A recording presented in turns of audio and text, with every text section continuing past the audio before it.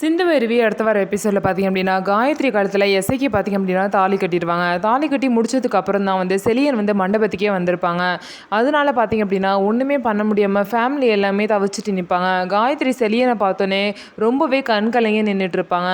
கொஞ்சம் முன்னாடி வந்திருந்தா கூட செலியனை காயத்ரிக்கு கல்யாணம் பண்ணி வச்சிருக்கலாம். இப்போ வந்து செலியன் லேட்டாக வந்தனால பார்த்திங்க அப்படின்னா காயத்ரி காலத்தில் எஸ்ஐக்கு வந்து தாலி கட்ட வேண்டிய நிலைமை ஆயிருந்துச்சு. இதனால ரொம்பவே வந்து எல்லாமே சோகமாக இருக்காங்க. காயத்ரி வாழ்க்கை நினச்ச மாதிரி நடக்காமல் போயிடுச்சு அப்படின்னு சொல்லிட்டு எல்லாமே ரொம்ப வருத்தமாக இருக்காங்க. ஆனால் செலியனை வந்து யார் வந்து கடத்திருப்பா அப்படிங்கிற டவுட்டு எல்லாருக்குமே இருக்குது. மாறன் சம்பத்து மேலே டவுட் இருந்தாலுமே பார்த்திங்க அப்படின்னா கொஞ்சம் வந்து சந்தேகமாக தான் இருக்குது. இதுக்கு பின்னாடி வேறு யாரோ இருப்பாங்களோ அப்படின்னு சொல்லிட்டு எல்லாருமே யோசிச்சுட்ருக்காங்க. ஸோ எப்படி வந்து உண்மையை வந்து கண்டுபிடிக்க போகிறாங்க? மகாவும் எசக்கியும் தான் சேர்ந்து செலியனை கடத்தி இந்த மாதிரி ஒரு பிளான் பண்ணியிருக்காங்கன்னு சொல்லிட்டு எல்லாருக்கும் தெரிஞ்சு அவங்க 2 பேரோட நிலைமை வந்து என்ன ஆக போகுது அப்படின்னு சொல்லிட்டு வெயிட் பண்ணி பார்க்கலாம்.